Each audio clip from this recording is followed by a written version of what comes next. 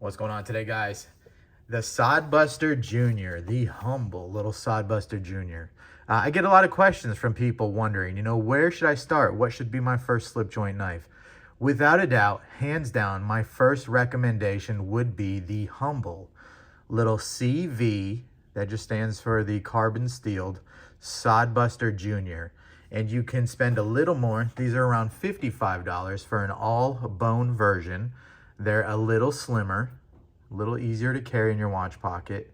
But in the CV steel is what's so special about these guys. The price point, yes, but for $50, you really can't beat this if you're looking for bone.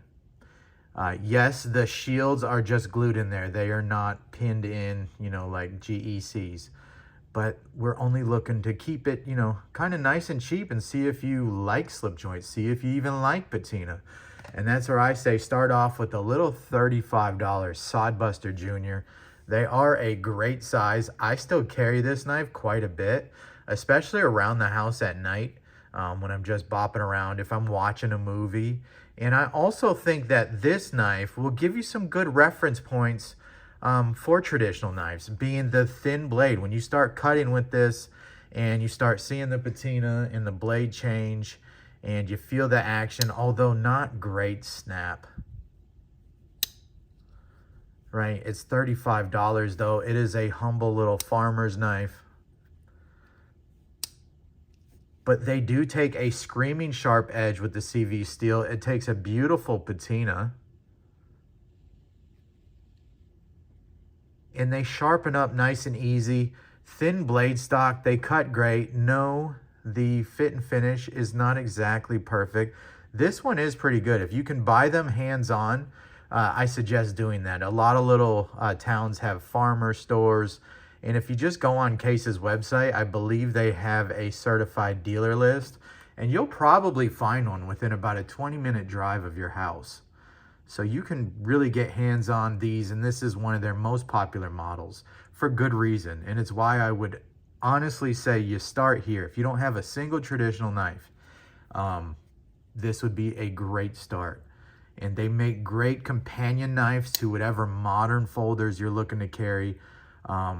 Again, the fit and finish, for a reference point, if you like this $35, then you're going to understand when you jump up into another higher bracket traditional knife, be it a GEC, be it something else, Jack Wolf or whatever. You're going to appreciate the different fit and finish because you carried this. Sometimes it's hard to just jump into the highest tier bracket thing and actually have 100% appreciation for what it is. So that's why I say start here. They're only 35 bucks. The Case CV steel. Again, it's decent stuff. It sharpens really nice. Takes a screaming sharp edge quick. And they cut really well. Again, with the full flat grind, with that thin blade stock. It's kind of, you probably will get a good one, but you may not. So that's why they're just best if you can pick them out in person. If you're looking to spend a little bit more, you don't like this yellow Durlin, I believe the CV blade. And again, I keep saying CV because they offer a stainless version. I would not recommend that one. Their stainless is not great. The CV steel is the better one, and it will let you experience traditional knives with the patina and how it changes. And carbon steel resharpening is really a joy because it comes back so sharp on just a loaded strop. If you want to spend a little bit more, we're looking around $50, $55 for a bone version. But then when you start looking for the boned Sodbuster Juniors, you really got to pay attention because not many are in the CV steel. Most of them are in the stainless. So I believe if you do not see that CV stamped on the tang, it's stainless. You don't want that.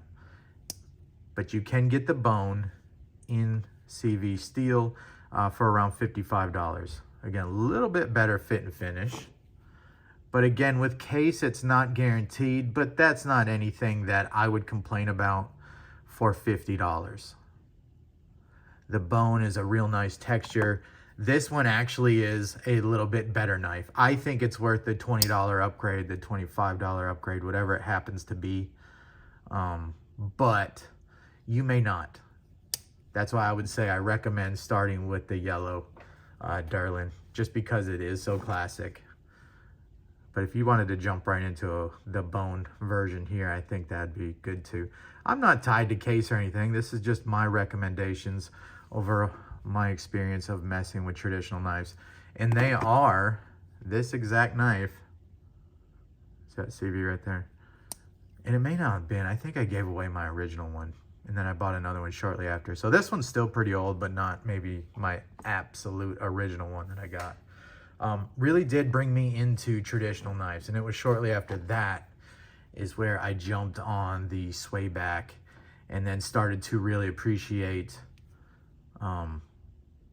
higher end slip joints and fit and finish, and what is a sunken pivot, and what is bone covers, and what are the jigging patterns. And hold on, we've got all these different frames, and hold on, these companies can copy each other's patterns and people are just okay with that. Oh, we can add more blades or take away blades. Oh, we can get natural covers like bone, or we could do something like micarta or carbon fiber or G10. Oh my gosh, the whole world just opened up. And that's kind of where I fell in. But it all started with a humble little Case Sodbuster Jr. I still think they're great knives. You don't see Case get a whole lot of love on YouTube, me included. I think other manufacturers have kind of taken over the traditional. But don't overlook the humble little Case Sodbuster Jr. Again, American made, $35. It's just a great way to get into traditional knives if you're curious.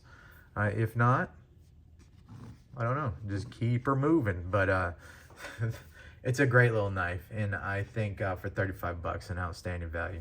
That's it. See ya.